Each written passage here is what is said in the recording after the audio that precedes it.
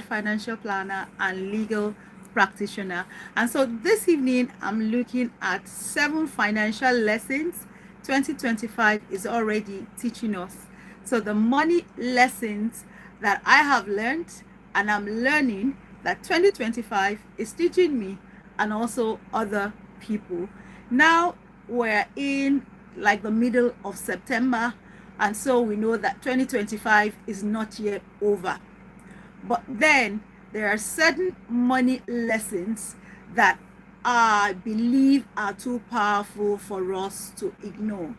And if you listen and then you act on these money lessons that the year 2025 is already teaching, you will be able to end the year 2025 strong, and also you'll be able to enter into the new year 2026 strong and with so much financial wisdom.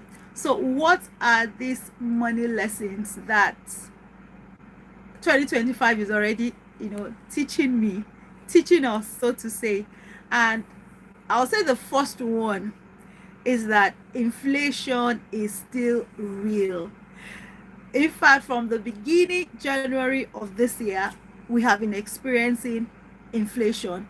And you might want to ask me that what is inflation? Simply, this is when the prices of items, the prices of things, and the money you have today, cannot buy the same amount of things that you were able to buy yesterday, previous week, or even the previous month. So it means that the value of money that you have today has reduced. You are not able to buy the same amount of things you bought previously today. So if, for instance, you had 500 naira and that 500 naira could buy a loaf of bread yesterday, and that today or tomorrow you still have the same 500 naira, but you are not able to buy that same loaf of bread. Why? Either because the price of that bread has risen up, maybe has jumped up to 600 naira or to 700 naira. That is if. So I'm saying that one of the main money lessons that I am learning in this 2025 is that inflation is real.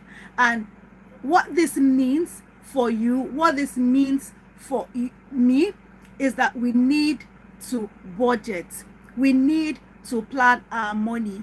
We need to plan our finances. Why? Because inflation is real. Inflation, keeps coming and it keeps growing. You also, and inflation is everywhere. It is not limited to just my country, Nigeria. If you are living in the US, you are living in the UK, you are living everywhere. Everyone, everywhere is experiencing inflation. Yes, thank you. Welcome and hi, welcome. My name is Modupe Vincent, and this is Money Matters with Modupe. So what I talk about is, the station is about money matters, investments, money in relationship, in marriages, savings, everything that has to do with money matters is what this channel is about. I also talk about legal tips as well. But this evening, I'm looking at the 7 financial lessons that 2025 is already teaching us. And I started with the first lesson, which is that inflation is real. Everyone is experiencing inflation. The amount of things we bought yesterday is not the same amount that we're buying today. So welcome, Just a Boy. If this is your first time of watching or joining, I want to appeal to you to please subscribe to Money Matters, like as well, and please share this video with other people that would learn from it. So the second money lesson that 2025 is already teaching is that having just one source of income is not good enough. So the lesson is, for every one of us, for me and for you as well, it is important that you begin to have multiple streams of income. Just having one source of salary or just having one source of income, what business will not do? So please let me know where you're watching from. My name is Modupe Vincent, like I have said, and I am here in Lagos, Nigeria. So let me know where you're watching from. Thank you. Benis Unkomo, hello, welcome. Let me know where you're watching from, Benis. And the topic for this evening is the 7 financial lessons that 2025 is already teaching us. I said the first money lesson is that inflation is real, that the value of the things we bought yesterday is not the same that we're buying today. And the lesson is that it's important for us to plan our spending. We should spend smartly. We should have a spending plan. That way we'll be able to watch. Oh, I'm watching from Africa. I just landed. Oh, welcome. Thank you so much, Benis, for joining. Thank you. I appreciate you joining and watching me this evening. If this is your first time, Benis, let me ask you to please subscribe to this channel. Thank you so much. So the second one that I spoke about is that is important. The money lesson is that it is important for us to diversify our income source, that it is not wise for us to just keep to one source of income. So if you have one source of income, start thinking that what other ways can you get other form of income? Can you start a side business? Can you do freelancing, write, do things that will bring you other forms of income? So what I'm saying is, if you have just one source of income or you have just one source of business, it is not good enough. It is a money lesson that we have to begin to act on. So the number 3 money lesson that I am learning in this 2025 is that having just saving money alone will not save me. Just saving money alone will not save you. And the reason is because we have said in number 1 that inflation is real. We have explained that the prices of things, the prices of items are going up, and what the value of things that you bought yesterday is not the same value that you are getting things for today. So just putting your money in a savings account will not be wise. It will not be financial wisdom. So the next thing you have to do, if all you're doing right now is just saving your money, is for you to start investing that money. I always say here that saving is just the foundation. It's just the foundation to wealth. Investment is what actually makes your money to multiply. It is what helps your money to grow. Savings will not help your money to grow. When you put your money in the savings in a bank, you realize that most times the interest on that saving account is usually very low. And we know what inflation rate is. It's high. And most times the interest rate is usually 1 digit. Either it is 1% or 2% or sometimes 0 something percent. And when we talk about inflation, some countries, the rate of inflation is as high as 15%, 20%. So it means that if you had 1,000 naira and you were able to purchase maybe one fish for 1,000 naira at the beginning of the year, it means that when there is inflation, it means that you will need maybe like 3,000 naira for you to still get that same one piece, that one fish. So we're saying that if all you're doing is just saving your money, that is not financially wise. It is not financial wisdom. And 2025 is saying, don't just save money, begin to invest your money. Even if it means you starting small with what you have, the important thing is that You must be consistent with that investment. Gradually, your money begins to grow.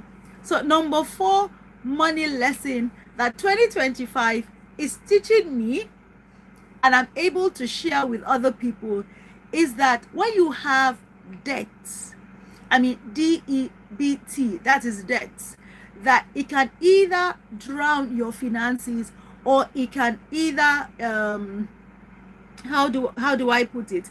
It can deliver you. So it is one of two things. It is either it drowns your finances or it delivers you. And what do I mean? It means that when you have a debt, it is like a knife or a sword that has two sides, right? So we usually say that when you have debt, a debt can easily be divided into two.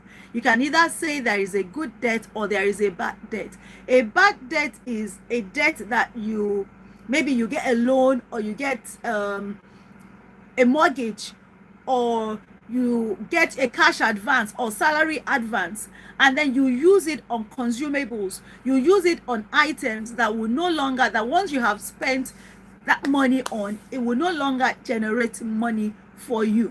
That is what we call a bad debt. Samuel, hello, good to see you again this evening. Samuel, how are you this evening?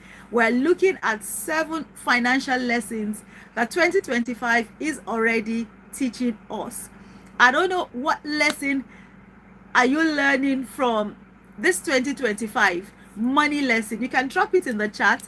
I would love to read what you have to say, what you are learning financially in 2025. Number 1, I talked about that inflation is real, and I said that inflation affects everyone and it affects all countries. The second one that I talked about is that having just one source of income is no longer wise, is no longer good. And we say that it is important for you and for me to diversify our income, if it's a business, to extend that business so that you can make money not just from one source but from other sources. So diversification is the lesson, is the answer to just having one source of income. And for inflation, the lesson there, the tip that what we should do is that we should, number 1, have a spending plan, create a budget that will help you to handle this inflation. That number 3 I said is that saving money alone will not save you. I have said that it is important that you begin to invest that money. Invest that money that you are saving in a bank. After a while, maybe you have been able to save, I don't know what you are saving right now, but I'm saying that don't just stop at saving that money. Why? Because inflation will eat up the value of your savings. So it is important for you to start investing, because we have found that investment helps your money to grow. Investment is what multiplies your money. And the number 4 is that a debt, if you keep borrowing money, if you keep borrowing money and spending that money on consumables alone, we're saying that that act, because of the interest rates, which usually compounds, it can drown your finances. But if you get a loan, you get a debt, and you use it for good items, things that will like assets, or that will make your money to grow and to multiply, that is a good one. And we're saying this evening that it is important, that is the money lesson here, that it is important for you to understand the difference between a good debt and a bad debt. A bad debt will sink your finances, while a good debt will help, if you know how to manage it, will help your money to grow. So number 5 money lesson that I have learned and I'm learning in 2025 is that emergency funds are like savers. Emergency fund is a form of savings. And what it does is that in the event that something that you didn't expect happens, either a job loss, either something, gets paused at home and you need to repair it immediately, you are able to, protect yourself. It is like the umbrella that one has, and when you want to step out into the rain, you use the umbrella to cover yourself. So that, life is filled with unforeseen circumstances, things that you do not plan for, things that happen, that you have not expected. These are the things that we call emergencies. And we're saying that it is important for you to prepare for this emergency. And one way by which you prepare for this emergency is to start, working and planning and saving towards your emergency fund. It is what will save you in the event that something happens, financial disaster comes up.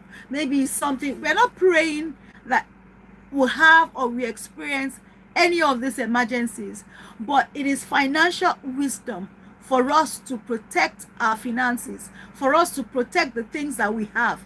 And one way by protecting such is to have an emergency fund. So we're saying that an emergency fund is a lifesaver, and the advice is that keep or have at least a minimum of 3 months living expenses. And what do I mean by living expenses? To understand what it means, the question is, how much do you spend every month? I'm not asking about how much you receive every month. I'm asking for how much you spend every month. And when I ask people that question and they are not able to answer me, what I advise people to do, which I have done in the past and which I also do, is that you track your spending. Put down what you spent money on. So at the end of the day, you are able to determine what your living expense is. If you do not know what your living expense is, it will be difficult for you to create a spending plan or a budget. If I ask you, how much does it cost you to transport yourself from home to work and from work back to the house? How much will that cost? That is part of your living expense. So everything that it will cost you every month is your living expense. So if you are able to calculate everything, your feeding, your utility, at the end of the month, you know how much it is. If, for instance, every month you spend 120,000 naira, it means that your living expense is 120,000. And we're saying that it is important for you to have at least 3 months of your living expense as your emergency fund. So if 1 month it is 120,000, it means you're going to multiply that by 3. And 120 by 3 is 360. So it means that the minimum you should have is 3 months of your living expense, which is 360,000, which is the example I am giving. So your own living expense will be different from mine, but it's important that you know what your living expense is and have at least a minimum of 3 months in that emergency fund. And we're saying that in the event that something happens, in the event that there's a job loss or something spoils, at least that emergency fund will serve as a covering, will serve as your umbrella to that financial emergency or to that disaster. So that is another money lesson that I have learned in 2025. So if you are watching, let me know, what financial lessons have you learned, have you gained? And if this is your first time of watching me here, I want to appeal to you, please subscribe to Money Matters. Another financial lesson that I am learning in 2025 is that financial intelligence is power. See, financial intelligence simply is all about you knowing how money works. It is simply telling you, how do I make money? How do I manage money? And how do I protect, multiply my money, and eventually protect my money. That is what financial intelligence is all about. You know, for somebody who wants to become a doctor, the person has to go to university and also get to the medical school. For somebody who wants to become a lawyer, the person has to go to the university to study law and eventually also go to the law school. The same thing, if you want to be financially intelligent, it means that you must know everything you need to know about finances, about money matters. You need to understand what we mean by cash flow, the movement of cash. You need to understand the things that has to do with money matters. And that is why I'm saying that 2025 is saying that financial intelligence is power. If you do not know how money works, then it will be difficult for you to be financially independent. It will be difficult for you to be financially strong. And we're saying that 2025 is saying be financially strong. So we need to understand what money is all about. What is the new money? You know, the advice that our parents gave us back then, that we should go to school, get a good job, you know, be there for 25 years and retire. In this new economy that we're in 2025 and the years that will be coming, that advice will no longer work. That advice will no longer make you wealthy. That advice will no longer do anything to help you to make it, you know, for you to get to where you want to be. So you need financial intelligence. You need to understand that in this new economy, the old money is no longer what we have right now. It is not sufficient for you to just get a job. Number one question you ask yourself, where are the jobs? Number two question you ask yourself is that with this AI intelligence, artificial intelligence, things are changing. The way people are making money right now is not the same way people made money then. So you have to understand financial intelligence. You must have financial intelligence. You must, you know, listen to podcasts. You must watch videos. You must, on money matters, you must read books. You must equip yourself to have financial intelligence. So financial intelligence in this 2025 is saying that you must acquire financial intelligence. So the number 7 money lesson that I have learned and I'm still learning in 2025 is that generosity is important and that generosity opens doors. Yes, even though we are in tough times financially, giving will also create opportunities. Giving will create not just opportunities, even networking. And when I'm talking about generosity, it really doesn't have to be generosity of money, of you just giving money out. You could give your time out. You could give advice, but you must give. That is what 2025 has taught me. Money is not just for you to just earn, save, and spend. Money is also about you making an impact, you being a blessing to other people. Because when you do that, it's actually a spiritual exercise, but it is a spiritual exercise that is worthy of emulation, because it will create opportunities, it will create networking, it will help you. So in conclusion, I'm going to say this evening that please begin to apply these 7 money lessons that I have learned in this 2025. You need to understand that inflation is real. I'm going over it again, that inflation is real. Number 2, create multiple streams of income. One source of income will no longer cut it. Diversify. Number 3, saving money alone would not save you financially.